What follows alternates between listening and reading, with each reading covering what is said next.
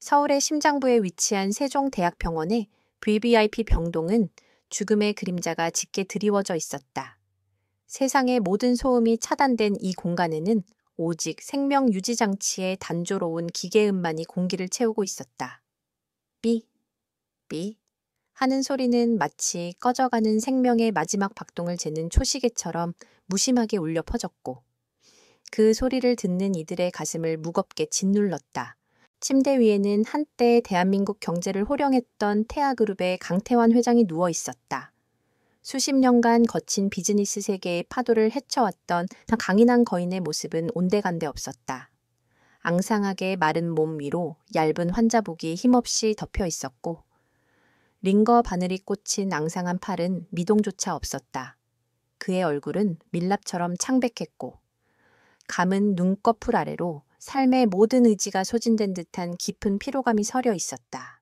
병실 안에는 무거운 침묵이 흘렀다. 강태환 회장의 아들이자 태아그룹의 부회장인 강민혁은 침대 곁에 서서 비통한 표정을 짓고 있었다. 그는 값비싼 명품 정장을 흐트러짐 없이 차려입고 있었지만 그의 얼굴에는 마치 며칠 밤을 사운 듯한 고뇌의 흔적이 교묘하게 연출되어 있었다. 그는 의사 가운을 입은 중년 남성을 향해 낮은 목소리로 말했다. 그 남자는 병원장인 김 박사였다. 병원장님, 정말 이제 더 이상 방법이 없는 겁니까? 저희 아버지는 이런 분이 아니십니다. 이렇게 무기력하게 누워만 계실 분이 아니란 말입니다. 뭐라도 해봐야 하지 않겠습니까? 미국이든 독일이든 세계 최고의 의료진이라도 불러올 수 있습니다. 돈은 얼마가 들어도 상관없습니다.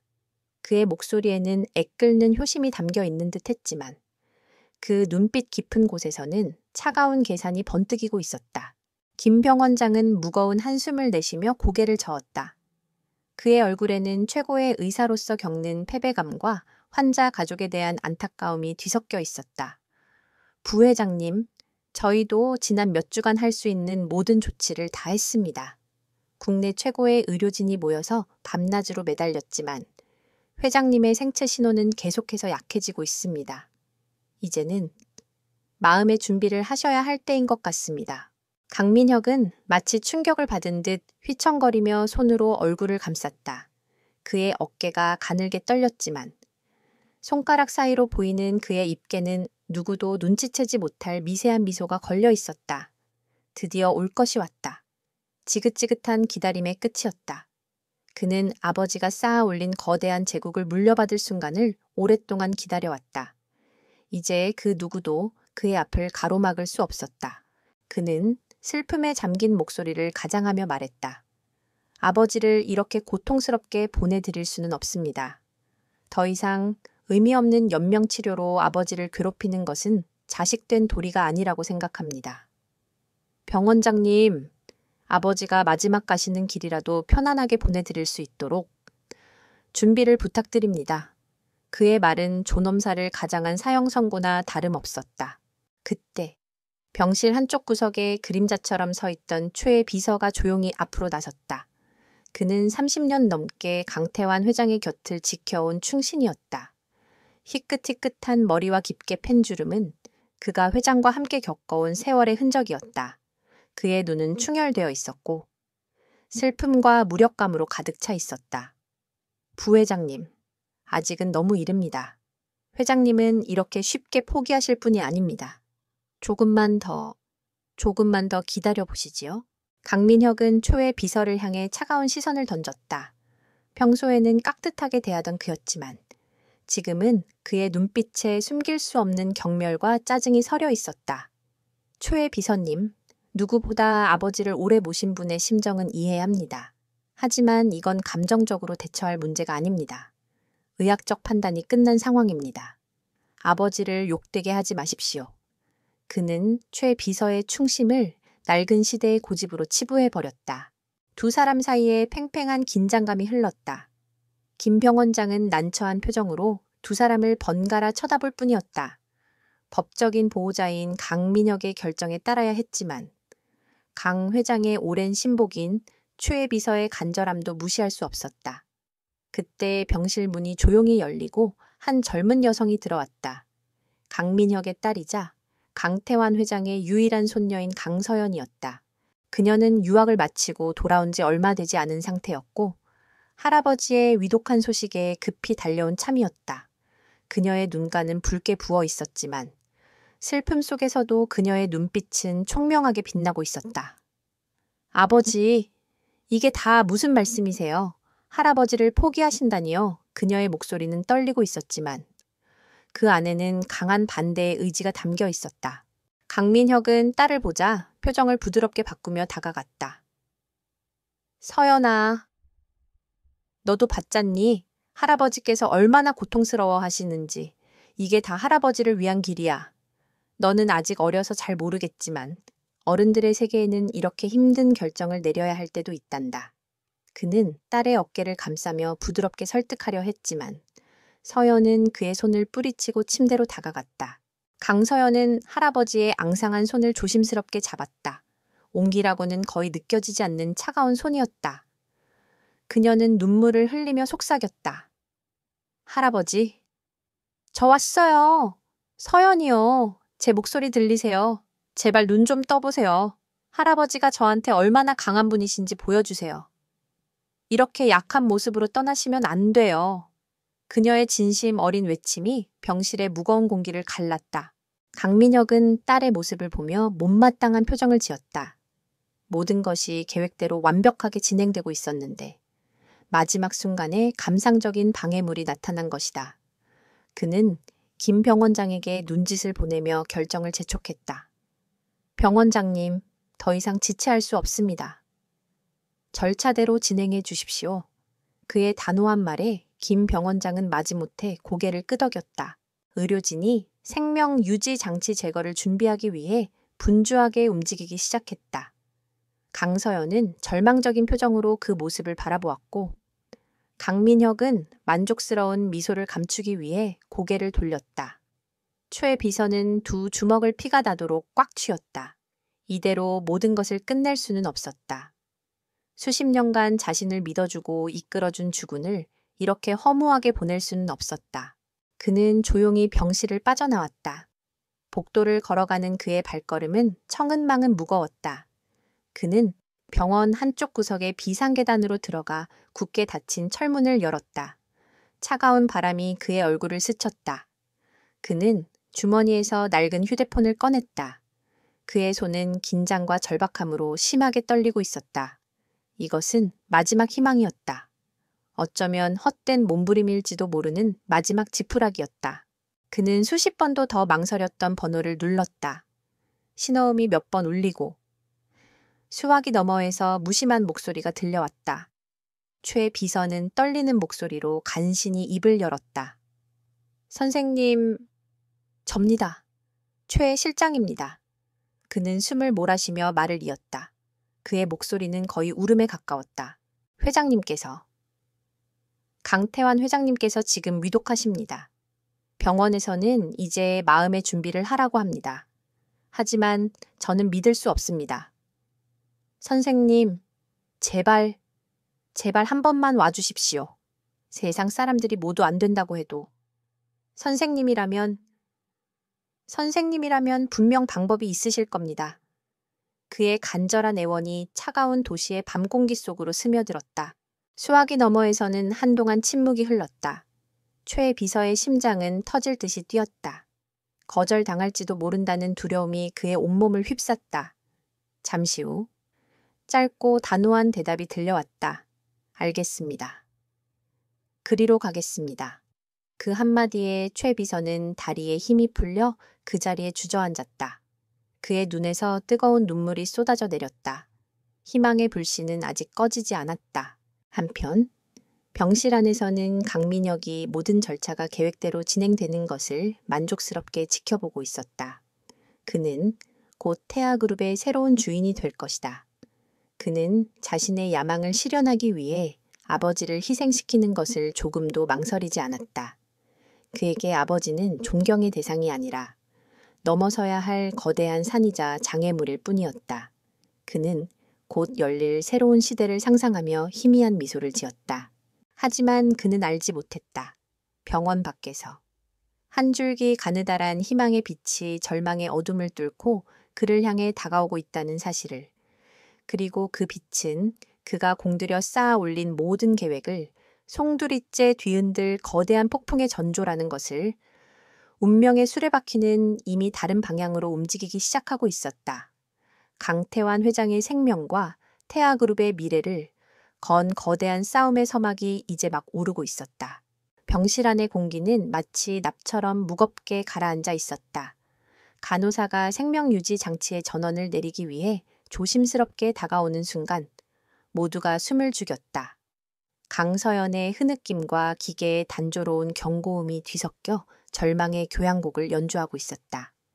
강민혁은 이 지긋지긋한 연극이 끝나는 것을 지켜보기 위해 팔짱을 끼고 서 있었다. 그의 입계는 슬픔을 가장한 냉소가 걸려 있었다. 바로 그 순간 병실 문이 소리 없이 열렸다. 모두의 시선이 문 쪽으로 쏠렸다. 세계적인 명이라도 극적으로 등장하기를 기대한 것은 아니었지만 문 앞에 서 있는 남자의 모습은 모두의 예상을 완전히 벗어나는 것이었다. 그는 젊었다. 기껏해야 30대 초반으로 보이는 그는 의사가운 대신 단정한 남색 재킷을 입고 있었고 한쪽 어깨에는 낡은 가죽 가방을 메고 있었다. 그의 등장은 마치 장례식장에 배달원이 잘못 들어온 것처럼 어색하고 생뚱맞았다. 강민혁의 얼굴이 즉시 분노로 일그러졌다. 이 신성하고 엄숙한 순간을 방해한 불청객에 대한 참을 수 없는 모욕감이 치밀어 올랐다. 당신 누구요? 누가 함부로 여기에 들어오라고 했지? 당장 끌어내. 그의 고함에 병실 안의 모든 사람들이 얼어붙었다. 그때 초의 비서가 황급히 젊은 남자 앞으로 나서며 강민혁을 막아섰다. 부회장님, 진정하십시오. 이분은 제가 모시고 온 분입니다. 그는 잔뜩 주눅이 든 목소리로 말했지만 젊은 남자를 보호하려는 의지만은 단호했다. 강민혁은 어이가 없다는 듯 헛웃음을 터뜨렸다. 최 비서님, 지금 제정신입니까? 이런 위급한 상황에 어디서 저런 젊은 친구를 데려온 겁니까? 여기가 어디라고? 병원장인 김 박사 역시 불쾌한 표정으로 젊은 남자를 위아래로 훑어보았다. 그의 눈에는 전문가의 오만함과 낯선 침입자에 대한 경계심이 가득했다. 최 실장님, 이분은 누구신지 모르겠지만 여긴 환자의 임종을 앞둔 곳입니다. 외부인은 즉시 퇴실해 주셔야겠습니다. 의학적 절차를 방해할 수는 없습니다. 그는 자신의 영역이 침범당했다는 사실에 심기가 매우 불편해 보였다. 모두의 비난과 의심의 눈초리가 쏟아지는 가운데 젊은 남자는 조금도 동요하지 않았다. 그의 이름은 박진우였다. 그는 소란스러운 주변 상황은 아랑곳하지 않고 오직 침대 위에 누워있는 강태환 회장에게 시선을 고정하고 있었다.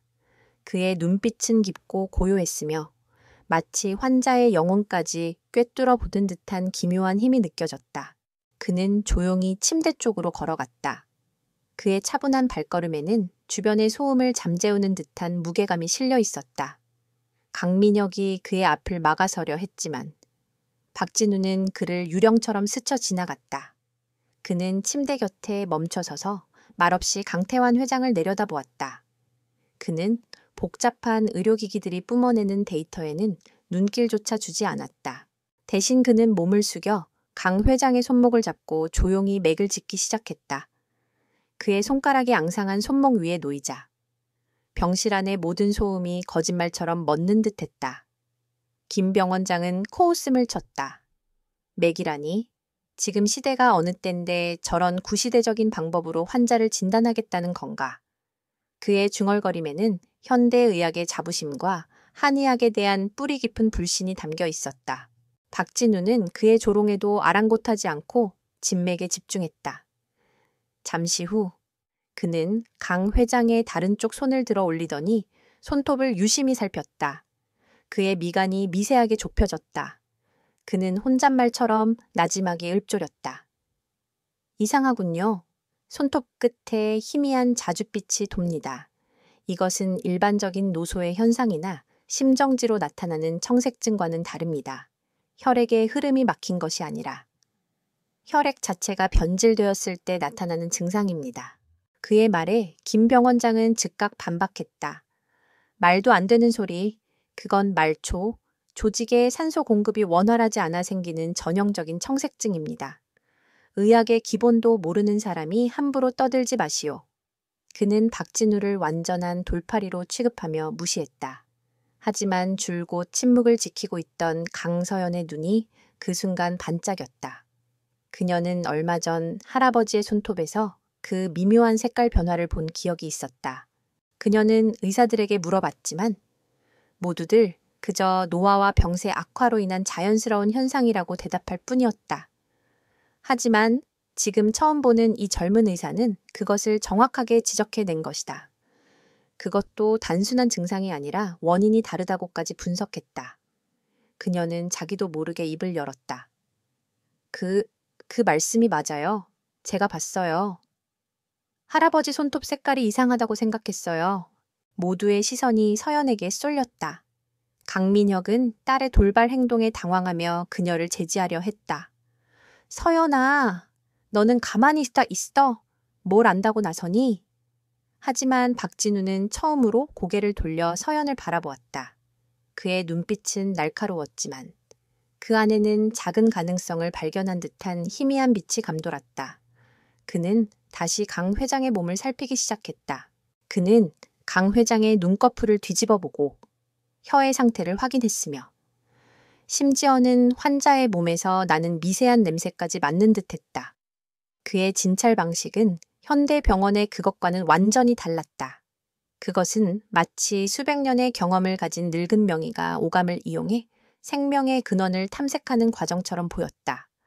잠시 후 그는 몸을 일으켜 세우고 마침내 입을 열었다. 그의 목소리는 조용했지만 병실 전체를 압도하는 힘이 있었다. 회장님을 살릴 수 있습니다. 그 한마디는 마치 고요한 호수에 떨어진 거대한 바위처럼 큰 파문을 일으켰다. 김 병원장은 어이가 없다는 듯 실소를 터뜨렸고 강민혁은 분노로 얼굴이 붉게 달아올랐다. 최 비서와 강서연의 눈에는 믿을 수 없다는 표정과 함께 간절한 희망이 떠올랐다. 강민혁이 폭발하듯 소리쳤다. 이 미친놈이 대체 무슨 헛소리를 하는 거야. 아버지는 돌아가시기 직전이란 말이다. 어디서 나타난 사기꾼이 감히 신성한 임종의 순간을 더럽히는 거지 여봐라. 당장 저놈을 경찰에 신고해. 그는 박진우에게 달려들 기세였지만 박진우는 눈 하나 깜짝하지 않고 그를 마주보았다. 그리고 그는 자신의 조건을 내걸었다. 하지만 조건이 있습니다. 지금부터 이 병실의 모든 의료 행위에 대한 전적인 권한을 저에게 주셔야 합니다. 제가 치료를 시작하면 그 누구의 간섭도 받지 않겠습니다. 여기 있는 의료진을 포함해서 말입니다. 만약 제 방식을 따를 수 없다면 저도 더 이상 관여하지 않겠습니다. 그의 말은 제안이 아니라 통보였다. 그의 태도는 오만해 보일 정도였지만 그만큼 자신의 실력에 대한 확신에 차 있었다. 그의 폭탄 선언에 병실은 다시 한번 혼란에 휩싸였다. 김 병원장은 전문가로서의 자존심에 큰 상처를 입었다. 무슨 말도 안 되는 소리. 여긴 대한민국 최고의 의료시설을 갖춘 대학병원이요. 당신 같은 정체불명의 인물에게 환자의 생명을 맡길 수는 없소. 강민혁 역시 아버지를 빌미로 자신의 계획을 망치려는 사기꾼의 수작이라 확신하며 거세게 반대했다. 찬성과 반대가 팽팽하게 맞서는 절체절명의 순간 모두의 운명을 결정할 한마디가 터져나왔다. 그것은 바로 강서연의 목소리였다. 그녀는 눈물을 닦고 결심에 찬 눈빛으로 박진우를 똑바로 바라보았다. 좋아요. 할아버지를 살릴 수만 있다면 뭐든지 하겠어요. 당신을 믿어보겠어요. 그녀의 결정은 아버지를 향한 반역이자 마지막 희망을 향한 절박한 도박이었다. 강서연의 선언은 병실 안에 폭탄처럼 떨어졌다. 강민혁은 딸의 당돌한 반항에 얼굴이 수처럼 검어졌다. 그는 평생 자신의 통제 아래 있던 딸이 처음으로 자신의 의지에 정면으로 맞서는 상황을 도저히 받아들일 수 없었다.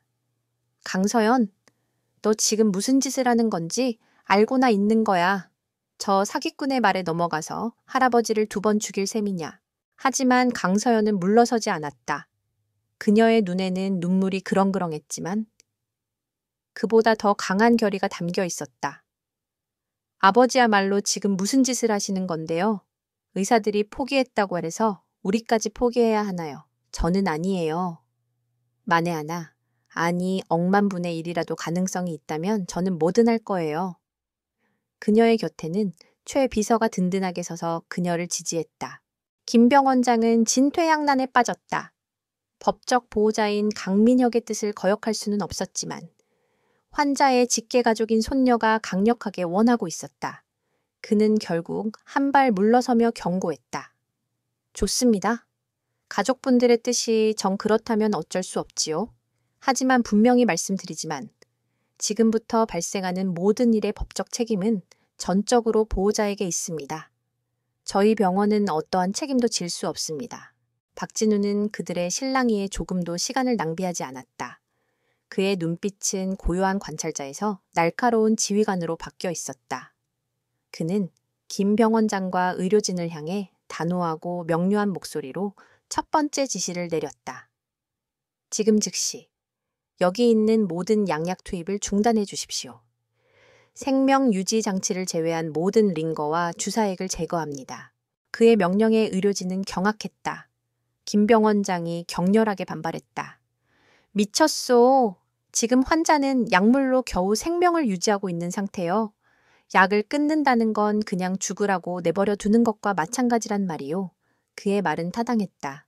현대의학의 관점에서 박진우의 지시는 명백한 살인 행위나 다름없었다.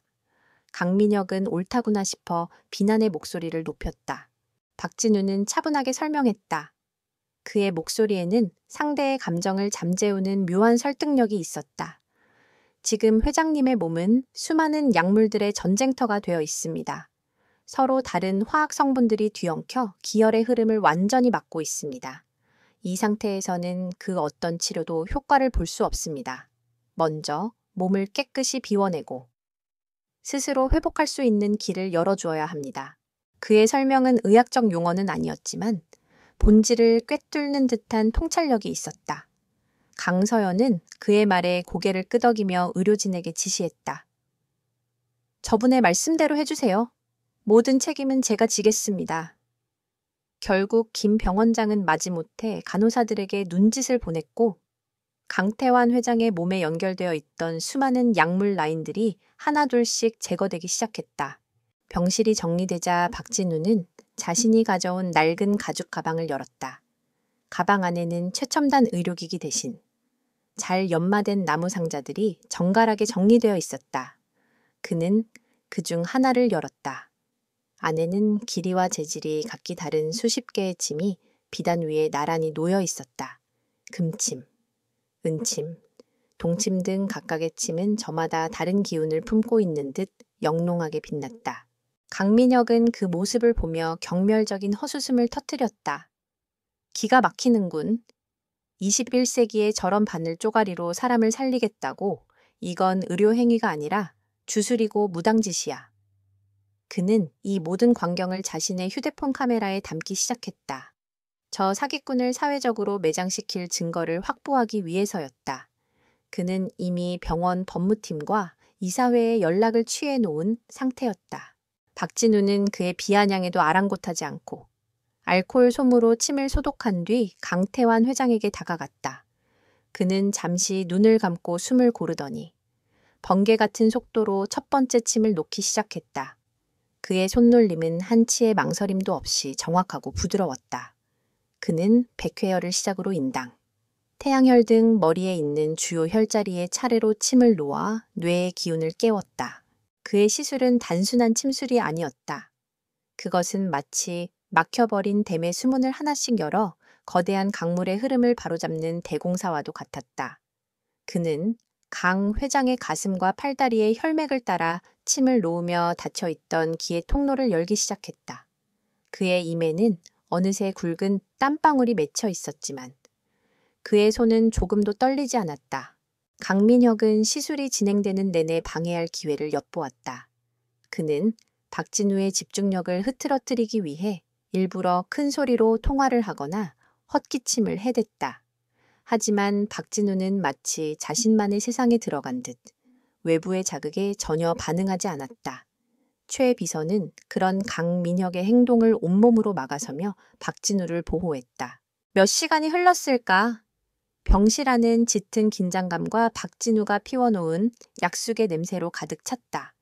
침수를 마친 박진우는 또 다른 나무 상자를 열어 검붉은 색의 고약을 꺼내 들었다. 그는 그것을 손바닥 위에서 부드럽게 녹인 뒤 강태환 회장의 심장 부위 가슴에 조심스럽게 발랐다. 이것은 지리산 깊은 곳에서만 자라는 회양초입니다. 꺼져가는 심장의 불씨를 되살리는 효능이 있지요. 하지만 강태환 회장의 상태에는 아무런 변화도 보이지 않았다. 모니터의 수치들은 여전히 절망적인 상태를 유지하고 있었다. 강민혁의 입가에 승리의 미소가 번졌다. 거봐, 내가 뭐라고 했어. 시간만 낭비한 거잖아. 이제 이 사기극도 끝이야. 당장 이놈을 끌어내고 예정대로 진행해. 그는 이제 모든 것이 끝났다고 확신했다. 바로 그 순간이었다. 환자의 뇌활동을 보여주던 뇌파 측정기 EEG 화면에 거의 일직선에 가깝던 파형 위로 미세한 떨림이 나타났다. 그것은 아주 작고 희미한 신호였지만 분명한 의미를 가진 뇌의 알파파였다. 모니터를 주시하던 젊은 의사 한 명이 자기도 모르게 비명을 질렀다. 파형이 뇌파가 잡혔습니다. 그의 외침에 병실 안의 모든 사람들이 모니터로 달려들었다. 강민혁조차 믿을 수 없다는 표정으로 화면을 들여다보았다. 그리고 또 다른 기적이 일어났다. 인공적으로 겨우 유지되던 심박수가 스스로의 힘으로 1비트 올라갔다. 분당 40회에서 41회로. 의학적으로는 거의 의미 없는 변화였지만 죽음의 문턱에 서 있던 환자에게는 실로 엄청난 변화였다. 그것은 강태환 회장의 몸이 외부의 도움 없이 스스로의 힘으로 다시 싸우기 시작했다는 신호였다. 의료진은 충격과 혼란에 휩싸였다.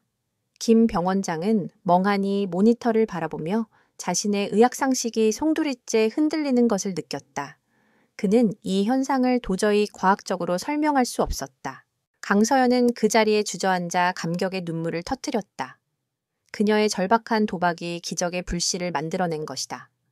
최 비서는 두 손을 모으고 하늘에 감사기도를 올렸다. 반면 강민혁의 얼굴은 새하얗게 질려 있었다. 이것은 계획에 없던 일이었다. 죽어가던 아버지가 다시 살아날 조짐을 보이고 있었다. 그의 완벽한 계획에 균열이 생기기 시작한 것이다. 그의 마음속에서 두려움이 분노로 변해 들끓기 시작했다. 그는 살기 어린 눈으로 박진우를 노려보았다. 이제 이 싸움은 훨씬 더 개인적이고 위험한 차원으로 접어들고 있었다. 강태환 회장의 미약한 생체 신호가 기적적으로 돌아온 이후 VVIP 병실의 풍경은 완전히 달라졌다. 절망과 체념이 지배하던 공간은 이제 팽팽한 긴장감과 위태로운 희망이 교차하는 전쟁터가 되었다. 김 병원장을 비롯한 의료진은 더 이상 박진우를 사기꾼 취급하지 않았다. 대신 그들은 경애와 의심이 뒤섞인 눈으로 그의 모든 행동을 주시하며 기록했다. 그들은 자신들의 의학 상식으로는 도저히 설명할 수 없는 현상을 목격하고 있었다. 박진우는 마치 숙련된 지휘자처럼 강 회장의 몸 상태에 따라 침술의 위치를 바꾸고 시간마다 다른 약재를 달여 조심스럽게 투여했다. 강 회장의 생명력은 더디지만 분명하게 회복의 기미를 보였다. 모니터의 수치들은 여전히 위험한 수준이었지만 더 이상 죽음을 향해 곤두박질 치지는 않았다. 병실 한쪽 구석에서 강민혁은 이 모든 상황을 이가 갈리는 심정으로 지켜보고 있었다. 그의 완벽했던 계획은 정체불명의 젊은 의사 하나 때문에 완전히 틀어지고 말았다. 그는 분노했지만 동시에 알 수 없는 불안감에 휩싸였다. 그는 박진우의 등 뒤에서 음험한 눈빛을 번뜩이며 새로운 계략을 구상하기 시작했다. 어떻게든 저놈을 병원에서 쫓아내고 모든 것을 원래 계획대로 되돌려 놓아야 했다. 며칠이 지나자 강 회장의 상태는 위험한 고비를 넘기고 어느 정도 안정기에 접어들었다. 급박한 응급 상황에서 벗어난 박진우는 이제 병의 근본적인 원인을 파고들 여유를 갖게 되었다. 그는 무언가 석연치 않음을 계속 느끼고 있었다. 강 회장의 증상은 그가 아는 그 어떤 자연적인 질병과도 들어맞지 않았다. 여러 가지 상반된 증상들이 한 사람의 몸에 동시에 나타나고 있었다. 그는 최소한의 혈액을 채취해 줄 것을 병원 측에 요청했다. 최첨단 분석 장비로 혈액을 검사한 결과 병원에서는 특별한 독성 물질이나 이상 징후를 발견하지 못했다. 모든 수치는 그저 극도로 쇠약해진 노인의 상태를 보여줄 뿐이었다. 하지만 박진우는 그 결과를 믿지 않았다. 그는 자신만의 방법으로 혈액을 다시 한번 살펴보기로 했다. 그는 강서영과 최 비서의 도움을 받아 병실에 작은 실험 공간을 마련했다. 그는 채취한 혈액 몇 방울을 특수하게 처리된 백지에 떨어뜨리고 그 위에 자신이 준비해 온 정체불명의 식물 뿌리즙을 한 방울 떨어뜨렸다. 그러자 놀라운 변화가 일어났다. 선홍빛이어야 할 혈액이 백지 위로 번져나가며 검은 반점을 형성하더니 이내 역한 냄새를 풍기며 응고되기 시작했다. 강서영과 최 비서는 그 광경을 보며 얼굴이 하얗게 질렸다. 이게 대체 무슨 현상입니까? 최 비서가 떨리는 목소리로 물었다. 박진우는 굳은 표정으로 대답했다. 이것은 혈액 속에 생명력과 상극인 사기 CH가 섞여 있다는 증거입니다. 혈액의 기운 자체가 오염되어 생명의 근원을 스스로 파괴하고 있는 것입니다. 그는 두 사람을 병실 안쪽의 조용한 휴게 공간으로 이끌었다. 이제 진실을 말해야 할 때가 왔다고 판단했다. 그는 무거운 침묵을 깨고 입을 열었다. 그의 목소리는 낮았지만 그 안에 담긴 내용은 충격적이었다. 두 분께 드릴 말씀이 있습니다. 회장님의 병은 자연적인 것이 아닙니다. 누군가에 의한 아주 정교하고 치밀하게 계획된 중독으로 보입니다. 그의 말에 강서영과 최 비서는 숨을 멈췄다. 독살이라는 단어가 그들의 머릿속을 망치처럼 강타했다. 최 비서는 믿을 수 없다는 듯 고개를 저었다. 독이라니요. 그게 무슨 말씀입니까? 선생님, 병원 검사에서는 아무것도 나오지 않았습니다. 박진우는 차분하게 자신의 추론을 설명하기 시작했다. 범인은 보통의 독을 사용하지 않았습니다. 아마도 수개월 혹은 수년에 걸쳐 아주 미량의 독을 꾸준히 투여했을 겁니다. 그 독은 몸 안에 축적되면서 서서히 장기의 기능을 파괴하고 마치 자연적인 노화나 지병 악화처럼 보이도록 위장하는 특성을 가졌을 겁니다. 그래서 현대의학의 검사로는 절대 찾아낼 수 없는 것이지요. 이것은 의술에 대한 깊은 지식을 가진 자의 소행일 가능성이 높습니다. 박진우의 설명이 이어질수록 강서연의 얼굴은 창백해져 갔다. 그녀는 아버지가 할아버지의 생명 유지 장치를 서둘러 제거하려 했던 모습을 떠올렸다. 할아버지가 돌아가시기를 누구보다 바랐던 사람. 자신의 욕망을 위해 무슨 짓이든 할 수 있는 사람. 그녀가 애써 외면하려 했던 끔찍한 의심이 거대한 확신이 되어 그녀의 심장을 옥죄어 왔다. 최 비서 역시 지난 몇 달간 있었던 이상한 일들을 기억해냈다. 고 회장님이 갑자기 기력이 없다며 쓰러지는 일이 잦아졌던 것. 강민혁 부회장이 어디서 구해왔다며 적극적으로 권했던 정체불명의 건강보조식품. 그리고 얼마 전 아무런 이유 없이 갑자기 교체되었던 회장님의 전속 요리사까지. 흩어져 있던 퍼즐 조각들이 하나의 끔찍한 그림으로 맞춰지기 시작했다. 병실은 다시 한번 무거운 침묵에 휩싸였다. 하지만 이제 그 침묵의 성격은 완전히 달라져 있었다. 이전의 것이 절망과 슬픔이었다면 지금의 것은 공포와 분노, 그리고 차가운 결의로 가득 차 있었다. 그들은 이제 보이지 않는 적과 싸워야 했다. 단순히 죽음이라는 운명과 싸우는 것이 아니라 강태환 회장의 목숨을 노리는 교활한 암살자와 싸워야 했다. 세 사람은 그 자리에서 비밀스러운 동맹을 맺었다. 그들은 아직 경찰에 신고할 수 없었다. 박진우의 진단은 법정에서 증거로 채택될 리 만무했고 강민혁의 사회적 지위와 권력을 생각하면 섣불리 움직였다가는 오히려 역공을 당할 것이 뻔했다.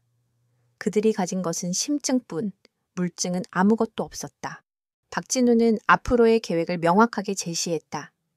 첫째, 회장님의 몸 안에 있는 독을 해독하고 생명을 구하는 것이 최우선입니다. 둘째, 그 과정과 동시에 범인이 누구인지, 어떤 독을 사용했는지에 대한 명백한 증거를 찾아야 합니다. 그의 눈빛은 의사라기보다 마치 예리한 수사관처럼 빛나고 있었다. 강서연은 눈물을 닦고 굳은 의지를 보였다. 제가 할아버님 곁을 지키며 외부로부터의 추가적인 위협을 받겠습니다. 그리고 아버지의 주변을 감시하며 증거를 찾겠습니다. 최 비서 역시 비장한 표정으로 말했다. 저는 회장님의 지난 일정과 주변 인물들을 샅샅이 조사하여 의심스러운 점을 찾아내겠습니다. 이제 싸움은 새로운 국면으로 접어들었다. 그들은 더 이상 단순한 환자의 보호자들이 아니었다. 그들은 진실을 파헤치고 거대한 악에 맞서 싸우는 동지였다. 강태환 회장의 생명과 태아그룹의 운명을 건 위험한 진실 게임이 바로 이 병실 안에서 조용하지만 치열하게 시작되고 있었다. 범인은 아직 그들의 움직임을 눈치채지 못하고 있었다. 비밀 동맹이 결성된 후 병실 안에는 보이지 않는 전선이 형성되었다. 표면적으로 모든 것은 평온해 보였다. 박진우는 묵묵히 환자를 돌보는 의사였고 강서연은 할아버지를 간호하는 손녀였으며 최 비서는 묵묵히 자리를 지키는 충직한 비서였다. 하지만 수면 아래에서는 강민혁이라는 거대한 악의 실체를 파헤치기 위한 치밀하고 위험한 조사가 시작되고 있었다. 그들은 강민혁의 감시를 피하기 위해 철저하게 연기해야 했다. 특히 강민혁 앞에서는 조금의 의심도 사지 않도록 행동 하나하나에 주의를 기울였다. 세 사람은 각자 역할을 분담하여 조사를 진행했다. 박진우는 의학적 탐정으로서, 강서연은 내부 감시자로서, 그리고 최 비서는 외부 정보 수집가로서 움직이기 시작했다. 그들의 목표는 단 하나, 강민혁의 범죄를 입증할 결정적인 증거를 찾는 것이었다. 박진우는 해독 치료의 새로운 단계에 돌입했다. 그는 이제 단순히 환자의 기력을 회복시키는 것을 넘어 몸속 깊이 스며든 독소를 직접적으로 공격하기 시작했다. 그는 특정 중금속이나 신경 독소를 중화시키는 효능을 가진 희귀한 약재들을 사용했다. 또한 장기 속에 숨어있는 독을 밖으로 배출시키기 위해 이전과는 다른 혈자리에 침을 놓았다. 치료와 동시에 그는 지난 1년간의 강태환 회장의 모든 의료 기록을 입수하여 분석에 들어갔다. 병원 의사들이 노화 현상으로 치부했던 사소한 수치 변화들 속에서 그는 뚜렷한 패턴을 발견했다. 특정 간 수치와 신경 전달 물질 수치가 주기적으로 악화되었으며 그 시점은 강민혁이 해외 출장에서 돌아온 시기와 기묘하게 일치했다.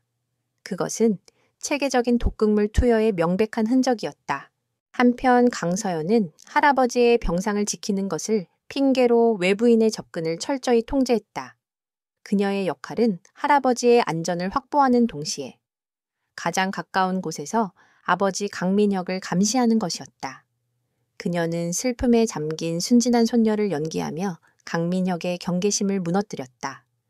그녀는 아버지에게 그의 사업에 대해 순진한 질문을 던지며 정보를 수집했다. 어느 날 밤, 그녀는 아버지가 서재에서 중요한 화상 회의를 하는 틈을 타 그의 사무실에 몰래 들어갔다. 심장은 미친 듯이 뛰었지만 할아버지를 구해야 한다는 일념이 그녀에게 용기를 주었다. 그녀는 아버지가 최근에 매달리고 있는 대규모 해외 프로젝트 관련 파일을 찾는다는 핑계를 대고 그의 개인 컴퓨터에 접근했다. 그녀는 떨리는 손으로 암호화된 파일들을 뒤지기 시작했다. 그곳에서 그녀는 끔찍한 진실과 마주했다. 아버지가 총책임자였던 자회사가 무리한 파생상품 투자로 인해 천문학적인 손실을 입었다는 내용의 비밀 보고서였다. 손실 규모는 태아그룹 전체를 위협할 수 있을 정도로 막대했다. 그리고 보고서 마지막에는 강태환 회장이 이 사실을 눈치채고 쓰러지기 직전에 특별 감사를 지시했다는 내용이 적혀 있었다. 동기는 충분하고도 남았다. 같은 시각, 최 비서는 자신의 수십 년간 쌓아온 인맥을 총동원하여 강민혁의 뒷조사를 하고 있었다. 그는 강 회장의 지난 1년간의 모든 일정, 식단, 방문객 목록을 샅샅이 훑었다. 그는 특히 강 회장의 음식에 접근할 수 있었던 인물들을 중심으로 조사를 좁혀나갔다. 그는 얼마 전 갑자기 해고된 전임 요리사와 비밀리에 접촉했다. 전임 요리사는 해고의 부당함을 토로하며 중요한 사실을 털어놓았다. 그가 해고되기 직전 강민혁 부회장이 직접 가져온 특별 건강보조식품을 매일 아침 회장님의 주스에 타서 드리라는 지시를 받았다는 것이었다. 그는 무언가 찜찜했지만 부회장의 명령이라 거역할 수 없었다고 고백했다. 최 비서는 그 특별 건강보조식품의 정체를 추적하기 시작했다. 추적 결과 그 보조식품은 유령 회사나 다름없는 해외의 한 바이오 업체에서 제조된 것이었다. 그리고 그 유령 회사의 자금 흐름을 역추적하자 마침내 강민혁이 투자했다가 막대한 손실을 본 바로 그 파생 상품 회사와 연결된 자금줄이 드러났다. 모든 증거가 하나의 인물, 바로 강민혁을 가리키고 있었다. 최 비서는 아직 남아있던 보조식품 샘플을 몰래 구해 박진우에게 전달했다. 박진우는 그것을 받아들고 밤새도록 성분 분석에 매달렸다. 그리고 마침내 그는 그 안에서 극소량의 독성 물질을 분리해내는 데 성공했다. 그것은 아열대 지방의 식물에서 추출한 희귀한 신경 독소로 일반적인 독극물 검사에서는 절대로 검출되지 않는 물질이었다. 드디어 살인의 무기를 찾아낸 것이다. 그날 밤 세 사람은 병원 옥상에서 다시 비밀리에 만났다. 차가운 밤 공기 속에서 그들은 각자 찾아낸 진실의 조각들을 맞춰 나갔다. 강민혁의 막대한 투자 손실이라는 동기, 특별 감사를 피하기 위한 절박함, 그리고 독이 든 보조식품이라는 살인의 도구까지 이제 모든 것이 명백해졌다. 그들은 이제 무엇을 해야 할지 의논했다. 증거는 충분했지만 섣불리 경찰에 신고했다가는 강민혁이 막강한 법률팀을 동원해 빠져나갈 가능성이 높았다. 그들은 더 확실한 강민혁이 절대로 부인할 수 없는 스모킹 건이 필요했다. 그들이 진실에 다가갈수록 위험 역시 점점 더 커지고 있었다. 그들은 이제 궁지에 몰린 맹수와 싸워야 했다. 강민혁은 여우처럼 교활하고 뱀처럼 냉혹한 인간이었다. 그는 병실 안의 미묘한 기류 변화와를 본능적으로 감지하고 있었다. 자신을 대하는 딸 서연의 눈빛이 이전의 순수한 슬픔에서 차가운 경계심으로 바뀐 것을 느꼈다. 최 비서의 행동은 노골적으로 자신을 감시하고 있었으며 무엇보다 그 돌팔이 의사 박진우의 눈빛이 그를 가장 거슬리게 했다. 그의 눈은 마치 자신의 영혼 깊은 곳까지 꿰뚫어 보는 것 같았다. 그들은 무언가 알고 있다. 강민혁은 그렇게 확신했다. 자신의 완벽한 범죄에 균열이 생겼음을 직감했다. 이대로 시간을 끌다가는 아버지가 정말로 의식을 회복하고 모든 것이 탈로 날지도 모른다. 궁지에 몰린 쥐가 고양이를 물듯. 그는 더 이상 수세에 몰려 있을 수만은 없다고 판단했다. 그는 먼저 공격하기로 결심했다. 그가 가진 가장 강력한 무기인 돈과 권력을 이용한 전면전이었다. 다음 날 아침, 대한민국은 한 인터넷 언론사의 단독 보도로 발칵 뒤집혔다.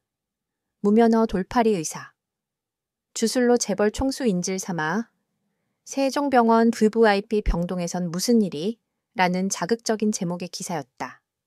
기사 내용은 매우 구체적이고 선동적이었다.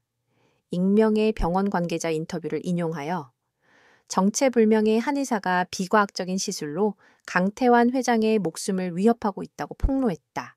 기사는 박진우를 돈을 노리고 접근한 사기꾼으로 강서연을 슬픔에 판단력이 흐려져 사기꾼에게 조종당하는 순진한 손녀로 묘사했다. 강민혁이 찍어두었던 침술 사진과 약초 사진이 함께 첨부되어 기사의 신빙성을 더했다. 이 기사는 순식간에 모든 포털 사이트와 SNS를 통해 퍼져나갔고 대중의 분노는 들불처럼 번져나갔다. 태아그룹과 세종대학병원의 주가는 폭락하기 시작했다. 세종대학병원은 그야말로 비상사태에 빠졌다. 병원의 명성과 신뢰가 하루아침에 땅에 떨어질 위기였다. 분노한 이사회가 긴급 소집되었고 그 중심에는 이 모든 상황을 계획한 강민혁이 서 있었다. 그는 비통한 표정으로 연기하며 이사들을 향해 호소했다. 존경하는 이사님들, 제 딸이 저 사기꾼에게 속아 아버지를 위험에 빠뜨리고 있습니다. 병원의 명예를 위해서, 그리고 제 아버지를 구하기 위해서라도 당장 저 자를 끌어내야 합니다. 김 병원장은 진실을 말하려 했지만 거대한 압력 앞에서 무력했다. 그가 본 기적은 아직 의학적으로 증명되지 않은 현상일 뿐이었고 지금 그 말을 꺼냈다가는 공범으로 몰릴 것이 뻔했다. 결국 이사회는 박진우에 대한 즉각적인 시술 중단 명령과 함께 불법 의료 행위에 대한 혐의로 그를 사법당국에 고발하기로 결정했다. 병원은 자신들의 책임을 회피하기 위해 모든 것을 박진우에게 뒤집어 씌우기로 한 것이다.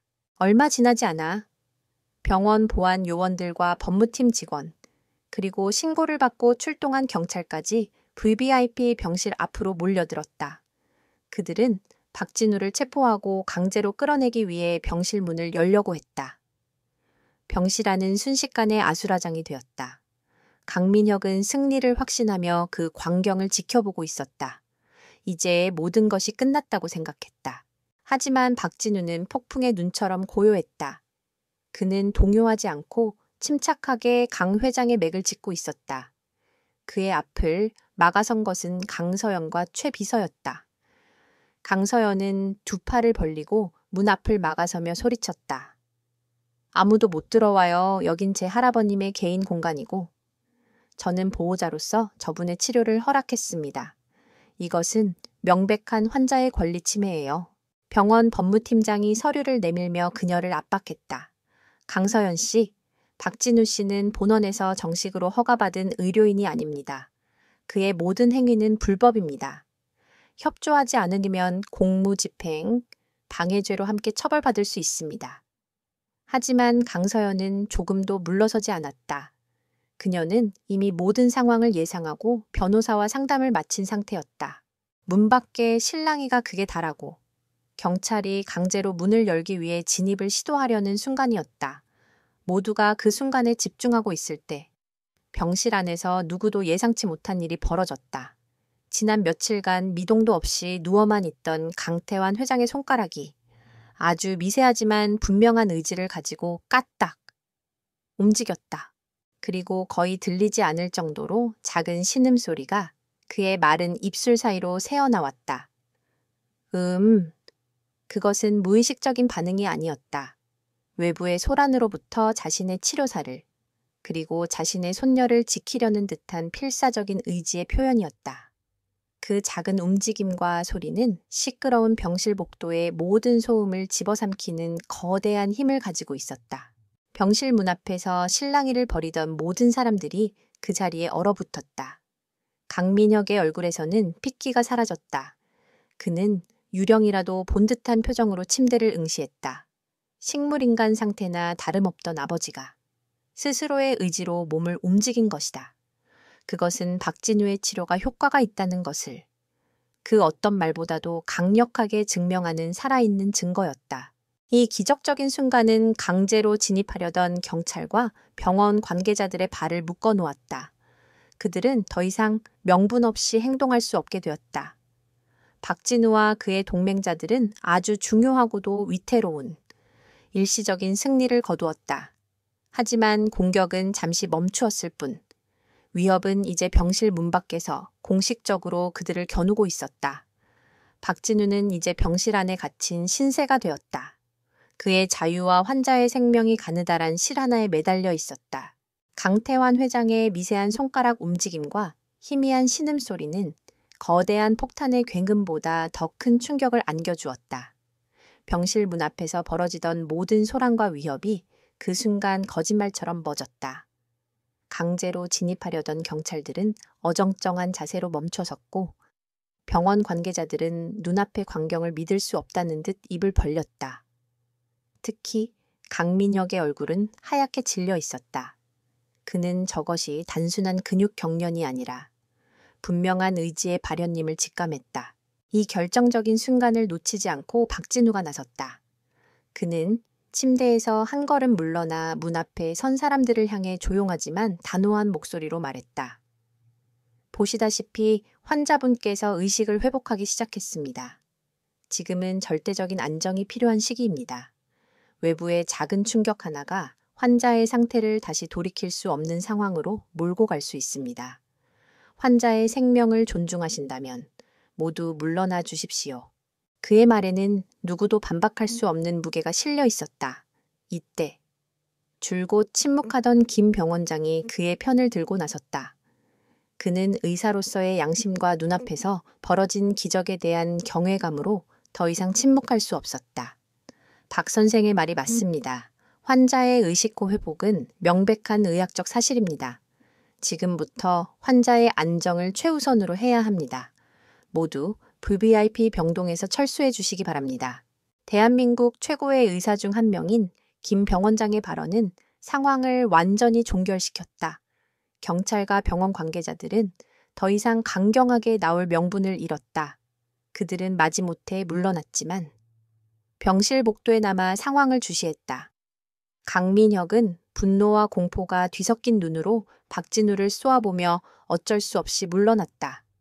문이 닫히고 병실 안에는 다시 세 사람과 강 회장만이 남게 되었다. 병실 안의 공기는 이제 희망으로 가득 차 있었다. 강서연과 최 비서는 침대 곁으로 달려가 눈물을 흘렸다. 박진우는 다시 강 회장의 상태를 살폈다.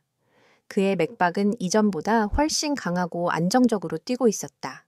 그는 강 회장이 완전한 의식을 찾은 것은 아니지만 주변 상황을 인지할 수 있는 최소 의식 상태에 진입했음을 확인했다. 그는 마치 깊은 물속에서 수면을 향해 필사적으로 헤엄쳐 나온 것과 같은 상태였다. 강민혁은 이대로 물러설 수 없다고 생각했다. 그는 다시 병실로 들어와 슬픔과 기쁨이 뒤섞인 표정을 연기하며 침대로 다가갔다. 아버지, 제 목소리가 들리세요? 제가 보이시냐고요? 정말 다행입니다. 아버지. 그는 강 회장의 손을 잡으려 했지만 그 순간 강 회장의 눈이 번쩍 뜨였다. 그의 눈은 아들을 향해 있었다. 그 눈빛 속에는 반가움이나 기쁨은 조금도 없었다. 대신 그 안에는 차가운 분노와 경멸, 그리고 배신감에 대한 깊은 원망이 담겨 있었다. 그것은 말 한마디 없는 오직 눈빛만으로 이루어진 가장 강력한 질책이었다. 강민혁은 그 서늘한 시선에 저도 모르게 뒷걸음질 쳤다. 아버지가 모든 것을 알고 있다. 그는 온몸에 피가 차갑게 식는 것을 느꼈다. 강민혁이 충격에 빠져 주춤하는 사이 강서연이 할아버지의 곁으로 다가갔다. 그녀는 눈물을 흘리며 할아버지의 손을 부드럽게 잡았다. 할아버지, 저 서연이에요. 제 목소리 들리시면 눈을 한 번만 깜빡여 주시겠어요? 그녀의 간절한 물음에 강 회장의 눈꺼풀이 아주 천천히, 하지만 분명하게 한번 감겼다 뜨였다. 기적이었다. 강서연은 울음을 삼키며 몇 가지 질문을 더 던졌다. 간단한 의사소통 체계가 만들어졌다. 그녀는 이제 가장 중요하고도 위험한 질문을 던져야 했다. 그녀는 주변을 살핀 뒤 할아버지의 귓가에 아무도 들을 수 없는 작은 목소리로 속삭였다. 할아버지, 혹시 아빠가 할아버지한테 이런 짓을 한 건가요? 병실 안의 모든 공기가 멈춘 듯했다.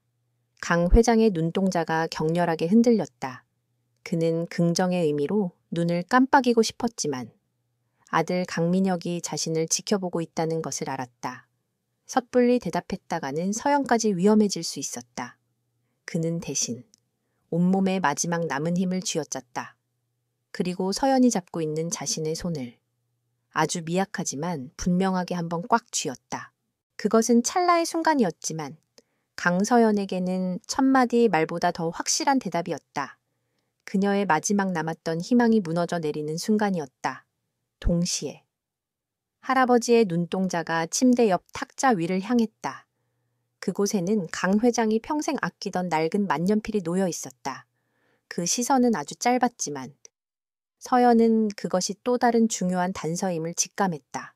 손의 악력은 그렇다는 대답이었고 만년필을 향한 시선은 증거의 위치를 암시하는 것이었다.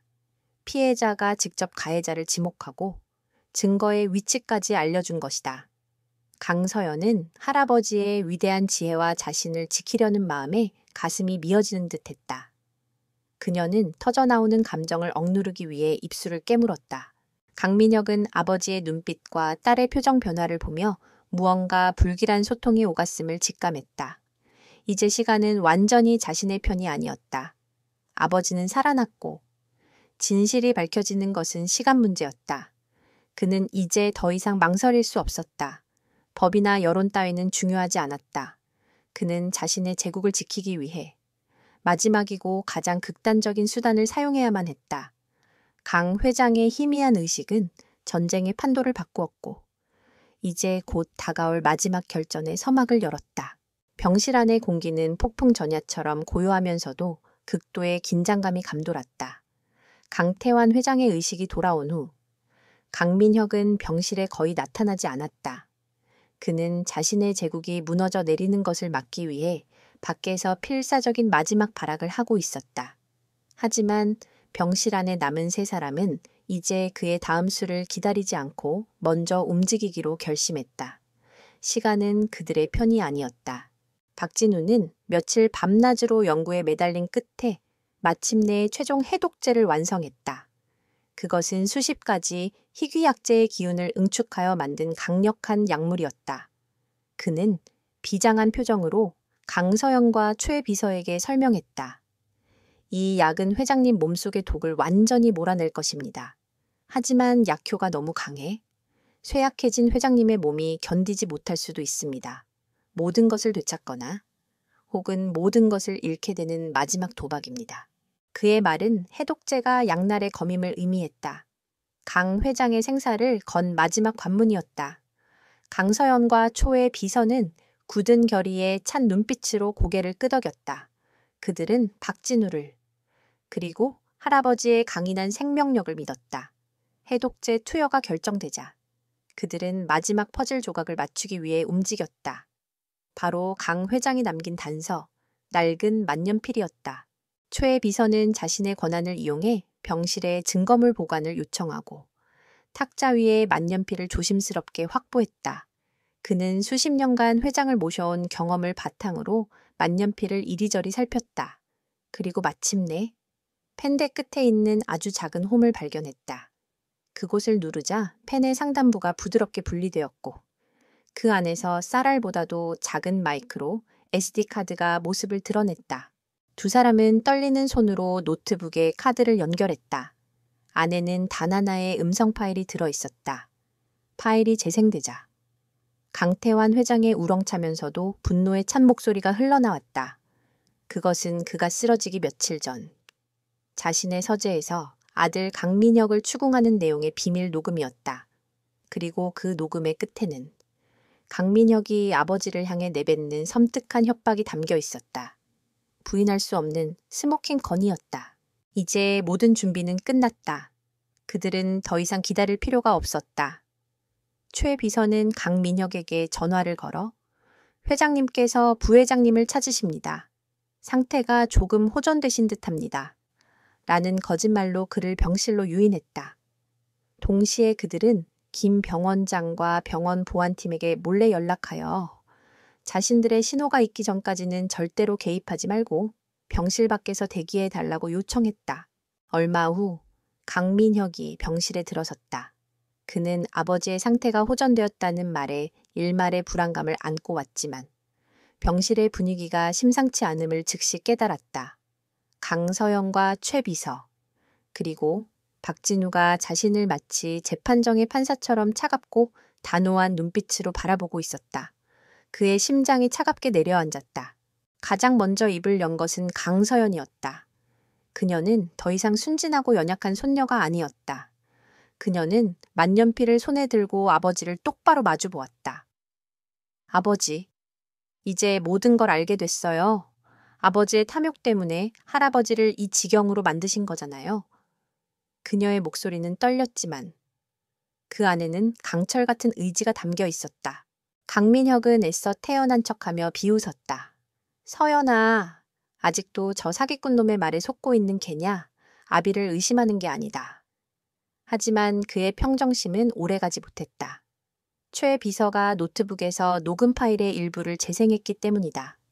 병실 안에는 강민혁 자신의 목소리로 아버지를 협박하는 내용이 섬뜩하게 울려 퍼졌다. 버르, 이대로 물러나지 않으시면 아버지가 평생을 바쳐 이룬 모든 것이 무너지는 꼴을 보게 되실 겁니다. 저도 제 자신을 통제할 수 없게 될지 모릅니다. 자신의 목소리가 흘러나오자 강민혁의 얼굴에서 모든 가면이 벗겨져 내렸다. 그의 표정은 부정과 당혹감을 거쳐 모든 것을 들켜버린 범인의 노골적인 분노로 바뀌었다. 내 놈들이 감히 나를 함정에 빠뜨려. 그는 이성을 잃고 최 비서가 들고 있는 노트북을 향해 달려들었다. 증거를 파괴하려는 본능적인 움직임이었다. 하지만 그의 진짜 목표는 노트북이 아니었다. 그의 눈은 노트북 너머. 박진우가 막 해독제 주사를 준비하는 모습을 포착했다. 그는 직감했다. 아버지가 저 주사를 맞고 완전히 깨어나 입을 열게 되면 자신은 영원히 끝장이라는 것을 절망적인 상황에 몰리자 그의 머릿속에는 오직 하나의 생각만이 남았다. 아버지를. 저 자리에서 영원히 침묵시켜야 한다. 그는 방향을 틀어 침대를 향해 전속력으로 돌진했다. 그의 목표는 생명 유지 장치를 부수거나 혹은 직접 아버지에게 해를 가하려는 것이었다. 그의 눈에는 광기가 번뜩였다. 다 끝내버리겠어. 그의 절규가 병실을 갈랐다. 하지만 그의 몸이 침대에 닿기 직전 그림자처럼 나타난 박진우가 그의 앞을 막아섰다. 박진우는 의사였지만 오랜 수련으로 단련된 그의 몸은 일반인보다 훨씬 민첩하고 강했다. 그는 강민혁의 돌진을 막아내며 그의 팔을 붙잡았다. 두 남자의 격렬한 몸싸움이 병실 안에서 벌어졌다. 그 순간 초의 비서가 비상 버튼을 눌렀고 밖에서 대기하던 보안 요원과 경찰들이 쏜살같이 병실로 들이닥쳤다. 강서연은 비명을 지르며 할아버지를 보호하기 위해 침대 앞을 가로막았다. 보안 요원들은 미친 듯이 날뛰는 강민혁을 제압했다. 그는 붙잡힌 와중에도 아버지를 향해 저주를 퍼부었다. 그의 마지막 발악은 자신의 모든 범죄를 스스로 인정하는 꼴이 되었다. 모든 것이 끝났다. 차가운 수갑이 그의 손목에 채워지고 그는 경찰들에게 끌려나가며 병실에서 사라졌다. 광란의 폭풍이 휩쓸고 간 병실에는 다시 무거운 침묵이 찾아왔다. 모든 시선이 박진우에게로 향했다. 그의 손에는 운명의 해독제가 담긴 주사기가 들려 있었다. 가장 큰 위협은 사라졌지만 이제 생사를 건 마지막 싸움이 시작될 차례였다. 박진우는 조용히 침대로 다가가 주사기를 들었다. 강민혁이 괴물처럼 울부짖으며 끌려나간 후 병실에는 폭풍이 핥히고 간 듯한 파괴의 흔적과 함께 기묘한 정적이 흘렀다. 모두의 시선은 한 곳으로 향했다. 바로 박진우의 손에 들린 강태환 회장의 운명이 담긴 해독제 주사기였다. 박진우는 깊게 숨을 들이마셔 흐트러진 마음을 다잡았다. 그는 조용히 침대로 다가가 강 회장의 앙상한 팔에 주사기를 꽂았다. 푸른 빛이 감도는 해독제가 강 회장의 혈관 속으로 천천히 흘러 들어갔다. 그것은 지난 수개월간 그의 몸을 지배해 온 죽음의 그림자를 몰아내기 위한 마지막 성전의 시작이었다. 주사가 끝나자 박진우는 한 걸음 물러나 조용히 환자의 변화를 지켜보았다. 강서영과 최 비서는 두 손을 모으고 숨죽여 기도했다. 기적은 즉시 일어나지 않았다. 오히려 정반대의 현상이 벌어졌다. 해독제가 몸 안에 퍼지기 시작하자 강 회장의 몸이 격렬한 거부 반응을 일으켰다. 모니터의 수치들이 경고음을 울리며 미친 듯이 요동치기 시작했다. 혈압이 위험할 정도로 치솟았고 심박수는 금방이라도 멎을 것처럼 불규칙하게 뛰었다. 그의 몸은 마치 독과약의 마지막 전쟁터가 된 듯 심하게 경련했다. 밖에서 대기하던 김 병원장과 의료진이 놀라 뛰어 들어왔다. 이럴 수가 쇼크 상태입니다. 당장 응급 조치를 해야 합니다.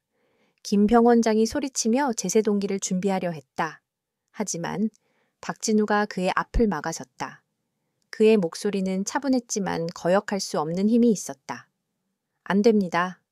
이것은 명현현상입니다. 몸이 독소를 몰아내기 위해 벌이는 마지막 싸움입니다. 지금 개입하면 모든 것이 수포로 돌아갑니다. 김 병원장은 망설였다.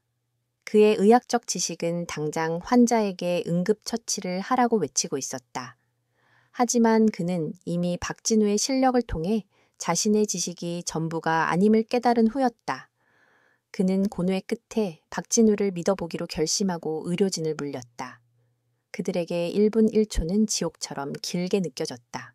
그렇게 얼마나 지났을까? 거짓말처럼. 미친 듯이 요동치던 수치들이 서서히 안정을 되찾기 시작했다. 경련이 멎고 거친 숨소리가 고르게 바뀌었다. 그리고 놀랍게도 이전의 위태로운 수준이 아니라 훨씬 더 건강하고 안정적인 정상 수치로 돌아오고 있었다. 강 회장의 창백하던 얼굴에 서서히 혈색이 돌기 시작했다. 그는 마지막 고비를 넘긴 것이다. 같은 시각. 병실 밖의 세상은 태아그룹의 황태자, 강민혁의 추악한 범죄 사실로 인해 발칵 뒤집혔다. 존속 살해 미수라는 충격적인 혐의와 함께 그가 아버지를 독살하려 했다는 증거 녹음 파일, 독극물 성분 분석 결과가 언론을 통해 일제히 공개되었다. 대한민국을 대표하는 재벌 가문에서 벌어진 추악한 스캔들에 온 국민이 경악했다. 태아그룹의 주가는 사상 최악의 폭락을 기록했고 그룹의 이미지는 회복 불가능할 정도로 추락했다. 그룹은 창사 이래 최대의 위기를 맞았다. 긴급 이사회가 소집되었고 회의장은 침통함과 분노로 가득 찼다. 강민혁의 시대는 그렇게 하룻밤 만에 막을 내렸다. 그는 구속 수감되었고 압도적인 증거 앞에서 그 어떤 변호사도 그를 변호하려 하지 않았다. 그의 탐욕과 오만은 결국 그 자신을 파멸로 이끌었다. 권력의 공백이 생긴 태아그룹의 혼란을 수습한 것은 초의 비서와 강서연이었다. 초의 비서는 강호 회장의 대리인 자격으로 이사회에 참석하여 모든 진실을 밝혔다. 그리고 그는 이 위기를 수습하고 그룹을 정상화시킬 유일한 인물로 강서연을 공식 추천했다. 처음에는 그녀의 나이와 경험 부족을 이유로 반대하던 이사들도 이번 사태를 통해 보여준 그녀의 강인함과 올곧은 성품을 인정하지 않을 수 없었다. 강서연은 더 이상 유약한 학생이 아니었다. 그녀는 할아버지를 지키기 위해 거대한 악과 맞서 싸운 강인한 전사였다. 그녀는 이사들의 앞에서 태아그룹의 비전과 개혁안을 당당하게 발표했고 이사들은 만장일치로 그녀를 임시 회장으로 추대했다. 그녀는 할아버지가 깨어날 때까지 그룹을 지켜내기로 굳게 맹세했다. 한편 박진우의 기적 같은 의술은 의료계를 뒤흔들었다. 김 병원장은 공식 기자회견을 열어 이번 사태에 대한 병원의 책임을 인정하고 박진우의 의술에 대해 깊은 존경을 표하며 공개적으로 사과했다. 그는 전통의학과 현대의학의 협력을 공식 제안했고 이는 의료계에 새로운 화두를 던졌다. 박진우는 하루아침에 영웅이 되었지만 그는 모든 스포트라이트와 부와 명예의 제안을 거절하고 조용히 자신의 길을 가고자 했다. 일주일 후 강태환 회장은 마침내 완전한 의식을 되찾고 입을 열었다. 그의 목소리는 아직 약했지만 그 안에는 과거의 위험이 서려 있었다. 그가 눈을 뜨고 가장 먼저 찾은 사람은 아들도 손녀도 아니었다. 박 선생? 박진우 선생을 뵙고 싶소?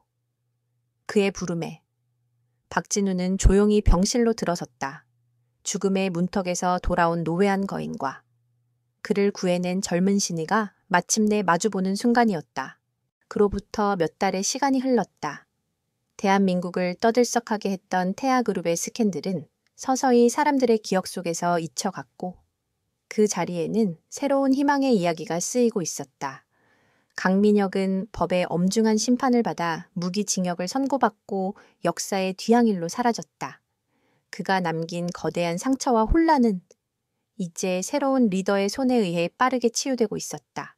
태아그룹의 회장실 주인은 이제 강서연이었다. 그녀는 할아버지가 깨어난 후에도 임시 회장직을 계속 수행하며 놀라운 리더십을 발휘했다.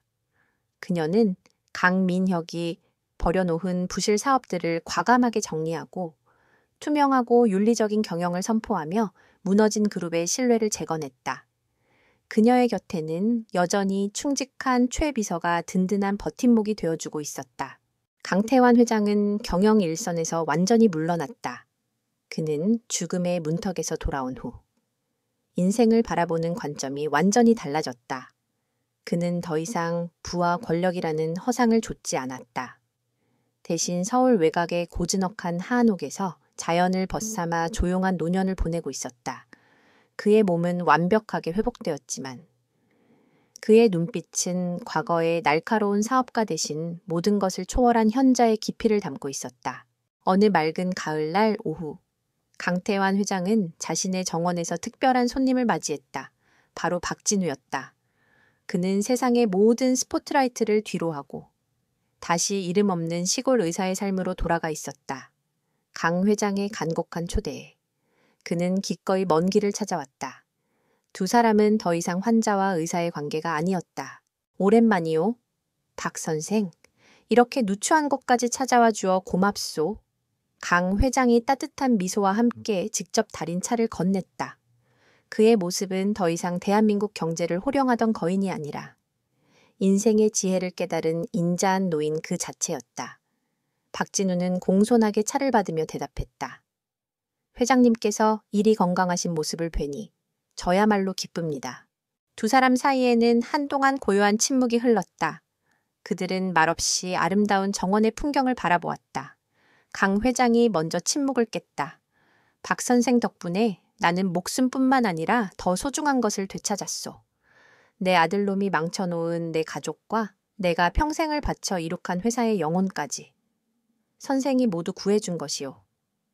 이 은혜를 어찌 다 갚아야 할지 모르겠소. 그는 박진우에게 태아그룹의 고문직과 천문학적인 액수의 보상금을 제안했다.